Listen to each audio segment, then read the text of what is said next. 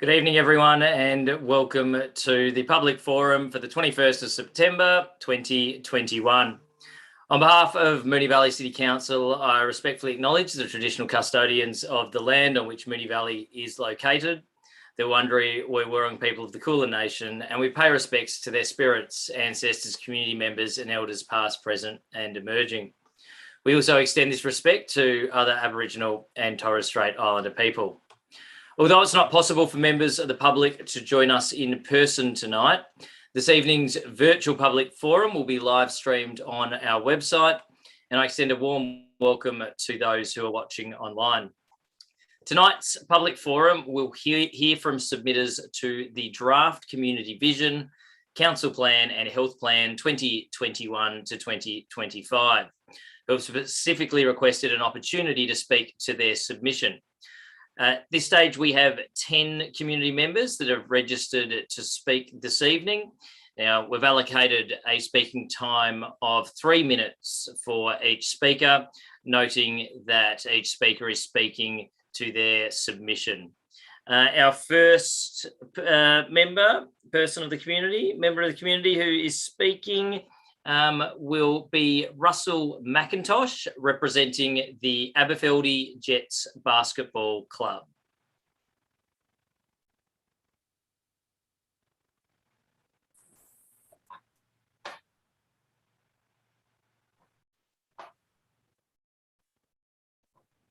Hey, Russell.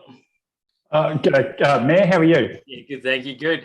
You're our first presenter this evening, so obviously speaking to your council plan submission. We've got a tight time allocation of 3 minutes, so the floor is yours. Certainly. Okay, well, good evening, Mayor and councillors, and thanks for all your work representing our community. My reason for speaking tonight is to help get a highball stadium built in our municipality and to have this project included in the community vision and council plan for 21 to 25. This municipality is really a Bermuda Triangle when it comes to indoor facilities for basketball and aligned sports like netball. Granted, the highball stadium is a sizable investment and council has to weigh this project against everything else. However, I feel that this project is now desperately overdue and we are seriously lagging the state in this regard. Of the 30 metropolitan councils in Melbourne, we sit at or close to the bottom of highball facilities for our population and per Basketball Victoria member. The only facilities we do currently have available in Moonee Valley are schools and church halls, and these might be okay for training, but they're totally unsuitable for games, and some don't even safely fit seating or a score bench alongside the court, and also aren't available for use on weekends, which is another problem. What does this mean for me as a parent and a coach locally with 3 kids coming up through the system? They play for the Aberfeldy Jets, which is a huge and popular club in Moonee Valley, one of the largest junior clubs in Australia. But every Saturday morning, we have to leave Moonee Valley to play basketball. And this means every Saturday morning, we play no games inside the municipality. So at best, this is Keilor Stadium, which is a 15-kilometre drive from my door in Ascot Vale. And last season, we had the pleasure of going out to Caroline Springs, which was 25k and a nice 30-minute trip. And that was to play another Aberfeldy Jets team. So basically a home game against our neighbours over in Caroline Springs. And this is very inconvenient. It does nothing to build community, and it's also expensive once you factor in the time involved and petrol, tolls and all that jazz. And also, a lot of the time, other family members can't come and join in because it's just the time commitment's too great. Also, what does this mean for a club like Aberfeldy Jets to not have a decent home court or decent stadium? It means turning away up to 400 Moonee Valley kids per season. And that's basically just on court availability, nothing else. For the kids that do get to play, they have nowhere to call home, and they're simply floating from stadium to stadium. And this is taking a huge amount away from a club that should be building a community and promoting things like volunteering, refereeing and connection, and also showing them that being part of a team is being part of a club and a bigger program. Also, a club like Aberfeldy, given the shortage of its facilities, can't run programs that the Basketball Victoria has. So, running it for the older population, for Indigenous communities and other communities, none of those programs can be run. And little kids basketball as well, because we simply don't have the facilities available. What does this mean for Moonee Valley businesses? Saturday morning sees all of us go out of Moonee Valley to go and compete and take our kids to games. And then we end up doing all of our grocery shopping, having our coffees and lunch while we're away. And all of these shopping strips and shopping centres outside of the municipality get our business. And I think Moonee Valley is missing out on a great opportunity here. So for me to cut to the chase here and get to what I want to say, I think we need a roadmap as a council as to when this highball stadium is going to be built and ready for participation. I've watched for probably 5 to 10 years, a lot of talk happening, and I'd love to see something now on paper to say, hey, we're going to build this thing, and here's a bit of a step-by-step process. Moonee Valley Council completed a highball stadium needs assessment back in 2016, and at that point it was 12 courts were pretty desperately needed, with a further 3 needed by 2030. But at this stage, 5 years later, more than 5 years later, we haven't turned any earth on anything. So, I really am thinking it's time for action, and I'd like it included in this community plan if I could. And thank you for your time. Thank you, Russell. Councillors, just any questions of Russell? Noting we do have a tight time frame, but if there's any questions, if not, thank you very much, Russell. We appreciate your input. Thank you, Mayor. Thank you, councillors. Our second presenter this evening is Mark Yin. Wait for Mark to join us online.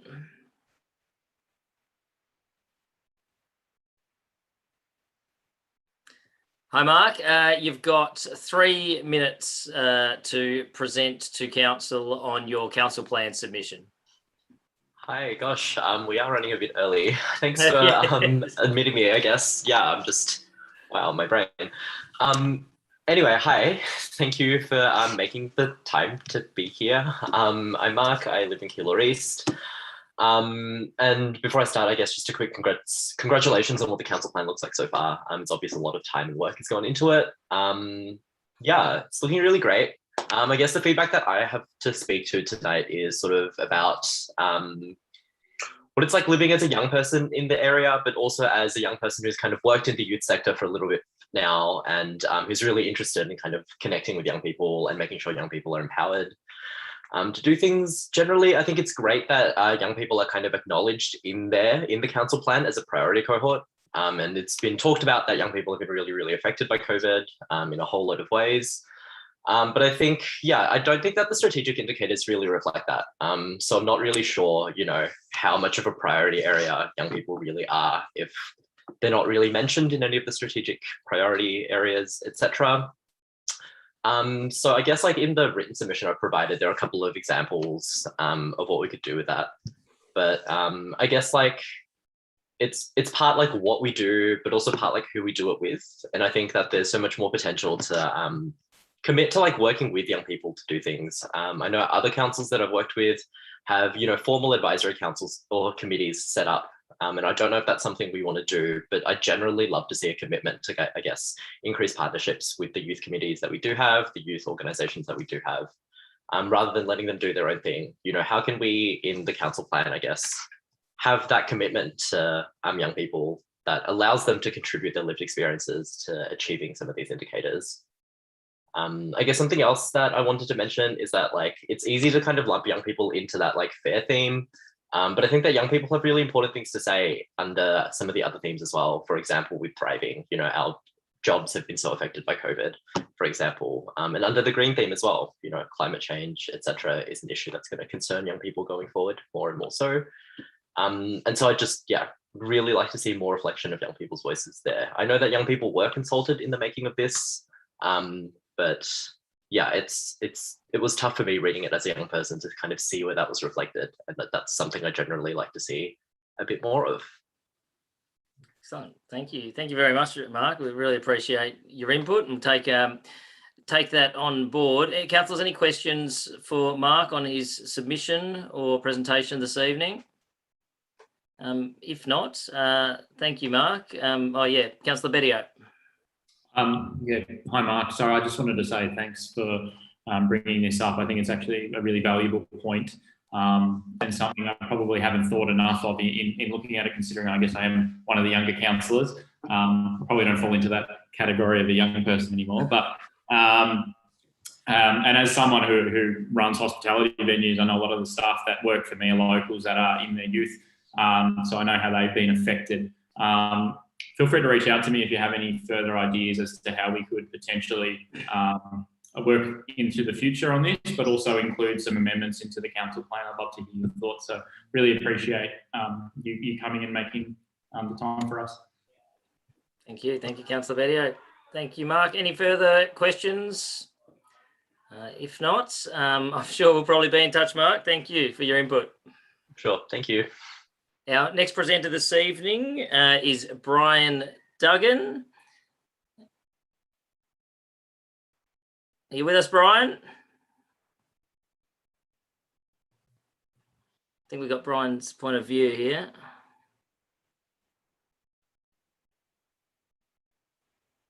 Are you there, Brian? There we go. Brian, we've got your submission for the council plan. So now your chance to speak to your submission. You've got 3 minutes and the floor is yours.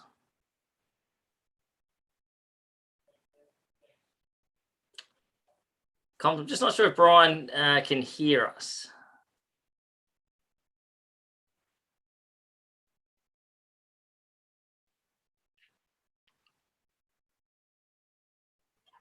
Maybe wave to him, Cam. I don't know. Thomas, we might just need to drop Brian off and just someone connect in with him to make sure that audio is right.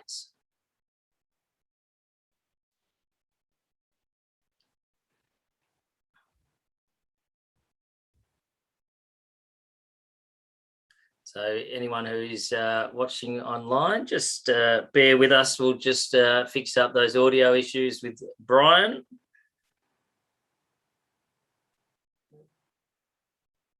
All right, we might jump ahead to Clara Rizzi. So if we could get Clara online. I'm coming. That's all right, Clara. Running a little bit ahead of schedule, just trying to get people on.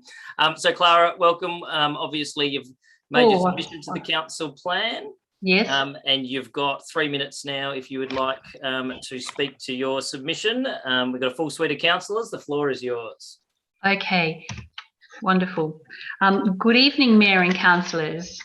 My name is Clara Rizzi and I live in Avondale Heights. I have 3 points for council to seriously consider and act upon. It is essential that during these challenging COVID times of loss of income and high stress, that the Moonee Valley Council addresses the financial needs of citizens and offers additional discounts on rates and registration of pets, especially for those who are struggling. My second point, continually factor in the provision of increased affordable homes, social housing and safe temporary accommodation for our citizens in need, especially the homeless. Women and children are particularly vulnerable during COVID lockdowns. And my third point, we are on the tipping edge of a climate crisis, which will impact on the availability of clean air and water unless we care for our environment now and embrace working towards sustainability. One immediate step we can take is to stop the use of herbicide glyphosate in our parks, gardens, and along our waterways. The USA is removing this deadly herbicide glyphosate, Roundup, from all its gardening products. The International Agency for Research on Cancer has found that glyphosate is carcinogenic for humans. Hence, it's alarming that the Moonee Valley Council workers still spray glyphosate along the banks of the Maribyrnong River. This impacts on our age-old river gums, native plants, and abundant wildlife, especially the birds and the reptiles, the kookaburras, honey eaters, blue wrens, willy wagtails, magpies. We have such a wonderful abundance of wildlife along these waterways. And this herbicide is destroying their habitats as well as seeping into the river and the water table. On a positive note, it's wonderful that saplings are being planted along the riverbanks and in parks. To maximise the survival rates, it would be best practice to plant well-established saplings rather than smaller ones. To conclude, I'd like to quote from Christina Farigas as she states in her book, The Future We Choose, Surviving the Climate Crisis. It's about being good stewards of the land and caring for one another. Thank you very much, Clara. Thank you for your submission and your presentation as well. Councillors, any questions on the submission or the presentation? If not, thank you, Clara. We'll take your submissions and presentation on board, and thank you for joining us this evening. Will there be any response to the presentation or any feedback? Yes, yeah. So all submissions, all submitters will get responded to by officers. So this is just an opportunity to speak to your presentation, and then you'll get that formal correspondence back from officers. And am I able to listen to other people who are presenting today, or no? Comms might be able to do that. I don't know where they bump you into when you're not presenting. There is the live stream on the website as well that you can just jump onto and scroll back as well. So you can access that on the Moonee Valley website. Okay, so this is after the presentation, is it? Oh, it'll be live stream, so you'll be able to jump on now, but you'll also be able to scroll back and rewatch as well. All right, thank you very much. Thanks, Clara. Appreciate it. Our next presenter is Brian Duggan. Brian, you with us this time? I am. I was trying to do it on my phone because I was going to give a presentation and it looks like it's not working. So can we try again if I log in on my phone? Yeah, yep. I'm happy for that. All right. Let me try that. It'll probably come up as Brian Duggan #2 or something like that. For the administrator, if you could just bear with me. Tom, so I've logged on again. Administrator, please let me in on that one. Perfect. There we go. I'll jump off my computer one. There we go. Have you got me?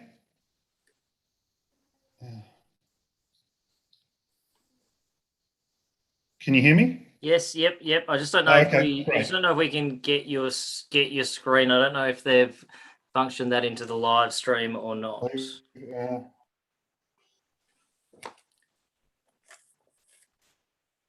There we go. Excellent. Now remember, Brian, it's 3 minutes to speak to the presentation. So do your best.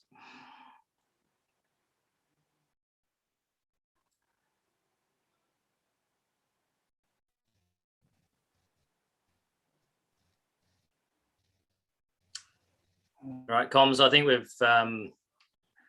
might have to bump Brian off there and sort that out, please. Apologies to those that may be watching. Just a few technical glitches this evening as we try to get these submissions. We'll move to Angela Clarke. If we could get Angela Clarke online. Hello there. I'll just get my video going. Angela, welcome. So Angela, tonight obviously the opportunity to speak to your council plan submission. You've got 3 minutes and the floor is yours. Thanks, Cam, and thanks everybody for the time. Can you hear me okay? Absolutely. Great. Well, first I'd like to pay respects to the Wurundjeri Woiwurrung elders and people for their past and ongoing stewardship of country, recognising that their land was never ceded. So I'm a Moonee Valley resident and a member of Moonee Valley Sustainability. I live in Nidri, near the confluence of Steel Creek and Maribyrnong River. You might know that section. And I speak to you as someone who is deeply concerned about our future as humans on this planet. I say this because we know without a shadow of a doubt that the climate emergency is upon us. And the Moonee Valley community, via your reports, has confirmed that this is high on the list of concerns. And from a personal perspective, I can say it is highest on my list of concerns. In fact, my son was caught up in the Malakuta fires of 2020 and spent 2 terrifying days literally running from the fire. So I refuse to be complacent about what is yet to come. So although you have a focus on being environmentally responsible, this is now not enough. The plan has no clear commitment to tackling the climate emergency, nor does it include any targets on achieving aspirational goals. And so we know from numerous environment reports, including one commissioned by the Council in 2015, that reducing emissions is a key player. And Council just last year have already approved a 44% emissions reduction below the 2017 levels. So why not include this in the plan? Targets will help us achieve our goals. They will make us accountable and you accountable. If we as ordinary people are to take action, we need to have clear stated targets so that we know what action to take and what impact that action is going to have. So there are 2 simple changes of wording that you might consider as you finalise this council plan. And I've sent that wording to you in the email and a few of you have responded to me, which is great. But in short, the changes relate to the vision statement of the plan and the green strategies so that you can include the targets. I offer these 2 small suggestions in good faith as a way of providing constructive feedback that's easily actionable. Over the years, I've learned that there are 2 forms of leadership. There's one form of leadership which is about institutional authority, forms of appointment, line management and the like. But the second form and the most powerful is personal authority, leadership that is the kind that is values-led, that has a personal ethic, that is based on achieving goals for the greater good. I ask you, what kind of leader are you? What made you stand for council? I imagine it's because you wanted to make a difference. So if this is true for you, then now is the time. Now is your time to take up your personal authority. Be responsible and accountable. Enact your duty of care and take up your stewardship for the betterment of Moonee Valley community. We humans collectively need to act now to prevent rather than just respond to the impacts of climate. I urge you, be bold, be brave, make a difference. And I leave you with some words from Indigenous author, Professor Aileen Morton Robinson. We must turn to privileging Mother Earth as the centre of our theorising and activism for her and for our survival as humans. I really appreciate the time that you've given me. You can see the beautiful Maribyrnong in the back. And I really urge you to put this high on your priority and make some of those shifts. Thank you for your time. Thank you, Angela. Councillors, any questions for Angela? Councillor Isa? Thanks, Angela. You spoke beautifully just now. Thank you. I had that little shiver down my spine as you were speaking. So thanks for being so eloquent and putting your concerns to us so clearly. I just wanted to ask whether you had one of the things that I've been thinking about just in the last couple of days is that the Green Action Plan isn't mentioned in our plan. And I've been thinking about whether or not to what we could do about that. And I just wondered whether you had any particular thoughts about the existing Green Action Plan as it stands at the moment, or whether you had any particular response to that. Well, I mean, I think it's a plan that needs to be enacted. There may, what I feel that these council plans sit at this broad level. And so I guess what I was trying to do was to say, here's some small changes that you can pop into the plan that then can cascade out of the Green Action, into the Green Action Plan, and it becomes a lever for us to be able to action that action plan. So once you've got it at the policy level in your plan, then you'll be able to kind of make more meaningful action. So yes, I feel that there may be ways that you can hyperlink into that plan, but I realise at this stage that often you're not going to make massive changes to the plan. So what I was trying to do was be really constructive and, find a way to kind of leverage change over this time. Thanks for your question, though. Thank you, Councillor Isa. Thank you very much, Angela. Really appreciate your input. We'll move to our final presenter, and I think we have Brian Duggan back for a third attempt. Now, Brian, are you with us? I am. Okay, excellent. Round three. You've got the floor. You've got 3 minutes. Okay, sounds good. Thank you very much for that. So, I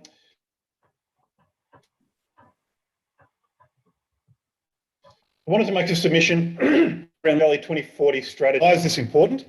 The impact of Puckle Street boom gates will be far worse once the metro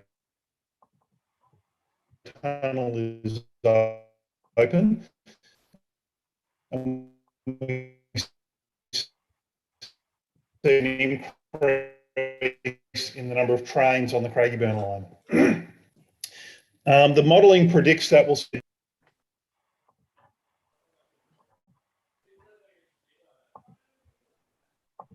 I think we've lost Brian again.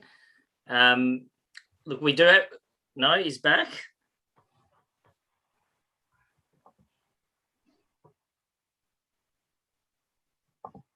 I think you're on mute, Brian. Maybe. Are you there? Yeah. Can you hear me now? Yeah. We got the first couple of sentences, but feel free to start from the top again. That's fine.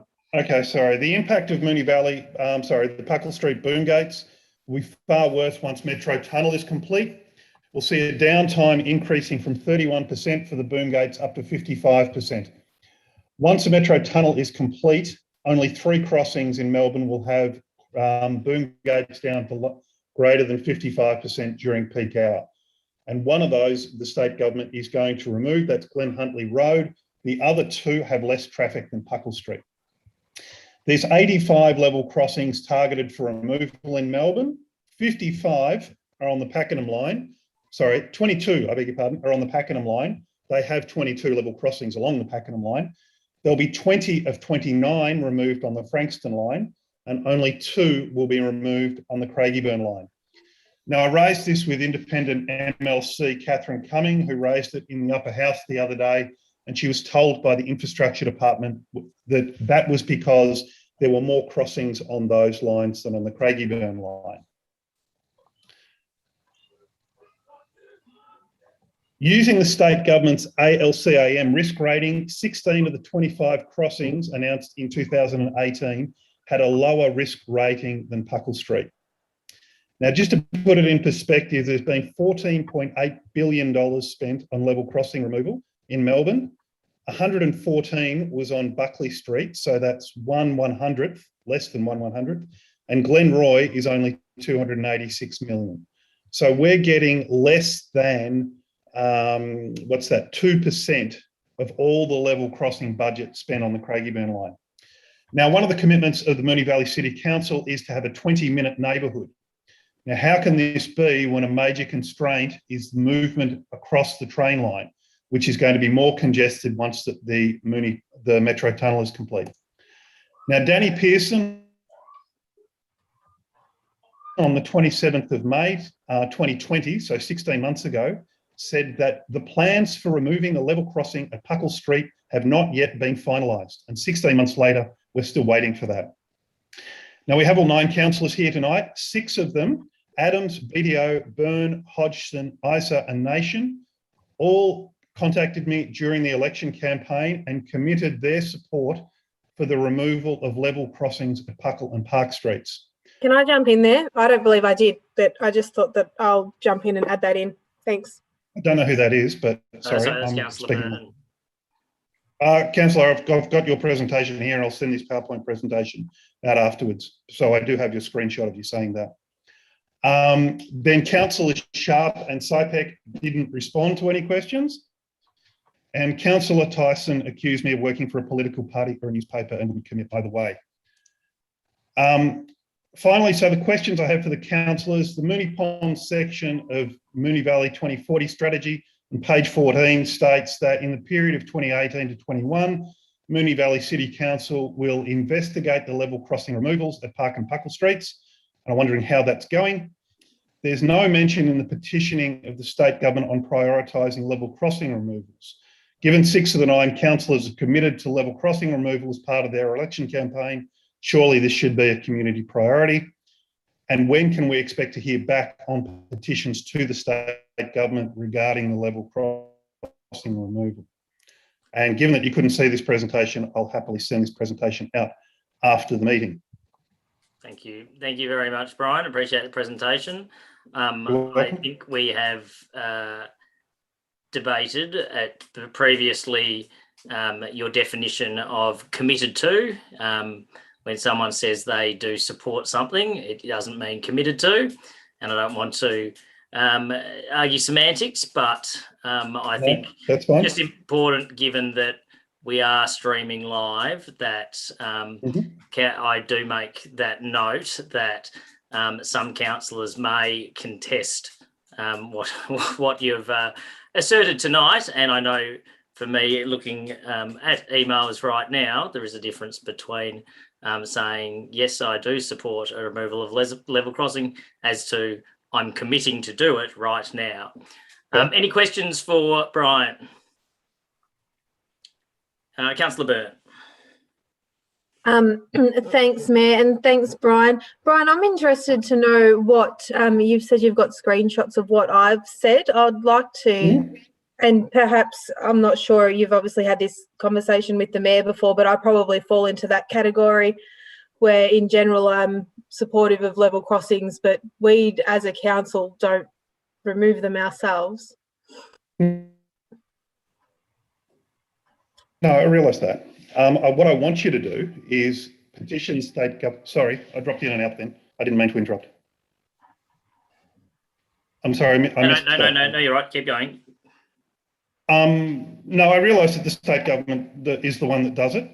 And in fact, I've asked for a freedom of information around how they came to the conclusions as to which to prioritise. And I completely appreciate that the local government doesn't do that. What I'm asking the local government to do is to keep petitioning the state government to prioritise the level crossings in the Moonee Valley City Council for removal.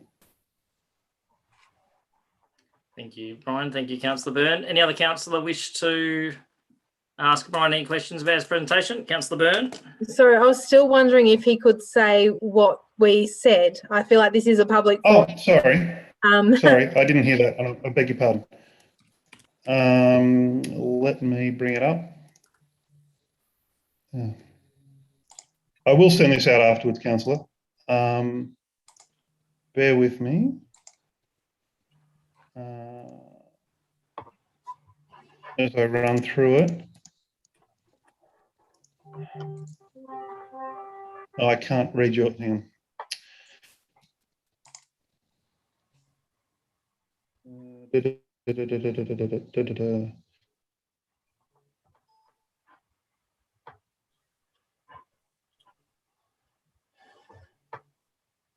Engineering structures. My understanding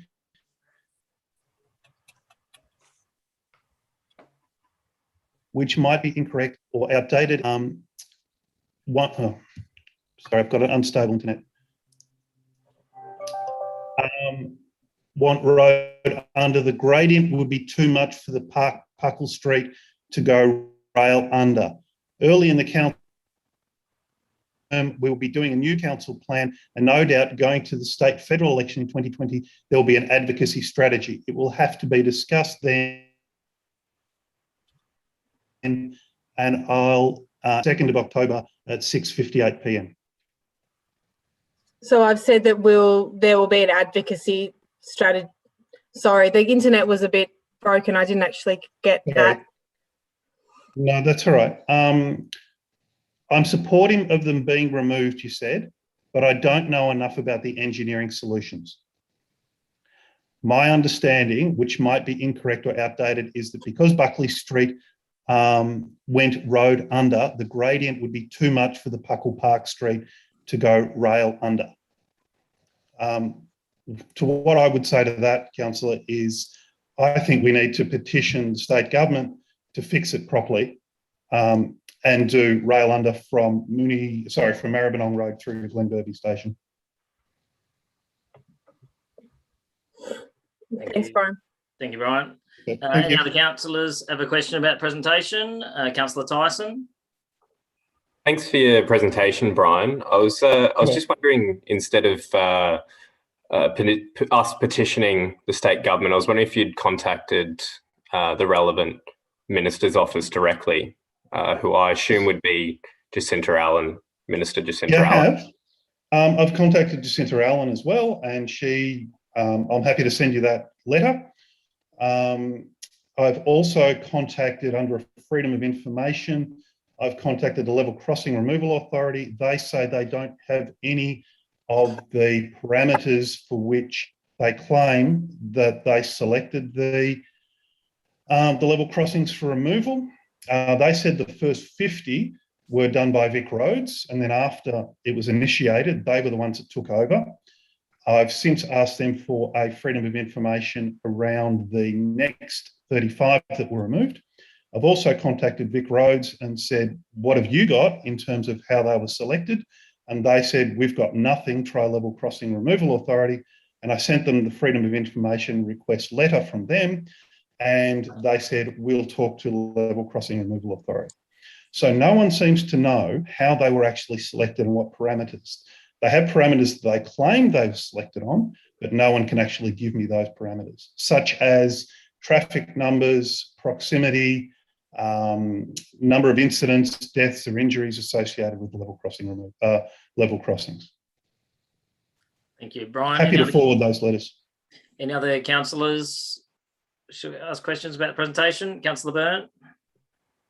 Thanks. And just a quick one, and Brian, you don't have to answer this one if you don't want, but obviously you're quite in the know about these projects. How much of an influence do you think, because of how difficult it was to do the Essendon, the Buckley Street level crossing, and the how contentious it was with the community, do you think that there's just a thought that we shouldn't get Puckle Street done because it will be contentious again? Is that your vibe? You're obviously connected with the community, and because it might not be an easy solution in terms of what they do. It's a longer discussion, Councillor, but I would suggest that there's three solutions. You can either do Sky Rail, you can do rail under road, or you can do road under rail. Correct me if I'm wrong, but I believe that's three possibilities. Sky Rail, the gradient will be too high. If we did road under rail at Puckle Street, that would be ridiculous because you'd have a cavern going right up into Puckle Street and Holmes Road. The only solution is rail under road. And to do that, you would have to flip Buckley Street. Yeah. And I don't know if there's community appetite for that, but that's obviously wouldn't be my decision. But thank you for your response, Brian. There was community appetite to remove 22 of the 22 level crossings on the Pakenham line. Councillor Bedio. Thank you, Mayor. Thanks, Brian. I'll say blatantly, I do believe that we've been shortchanged on the Craigieburn line. I'm not going to make aspersions or cast aspersions as to why that is, but I think that in comparison to the works, the capital works that are going rolling out across the rest of the train lines, and also looking at things like the suburban rail loop, but also the airport rail link, where our municipality is again missing out on an additional station for our constituents up in Airport West. I think we are being shortchanged. I think anyone that's familiar with Puckle Street and Park Street would acknowledge that there's some significant traffic concerns there and issues with the way that the rail lines are set up at the moment. I definitely need some further information on this, and hopefully we can follow with officers to see and try and get some form of council consensus on what our view is. I think that would be the first step, but I do agree that we do need to look into this more and also look at the inequity in the spending across the capital works from the state government, because I do feel like we've been very much shortchanged. So I appreciate your presentation. Not a problem. Thank you. Thank you, Councillor Bedio. All right, thank you very much, Brian. No doubt officers will respond formally to your presentation. Thanks for your time. Thank you. Appreciate everybody's time. So viewers, that concludes the public forum for this evening. We thank everyone that has made a contribution to our council plan to this point, be it in the first two engagement phases, in engagement phase 3, or through a formal submission. And again, thank those who were willing to discuss their submissions with us this evening. We wish you a very good night.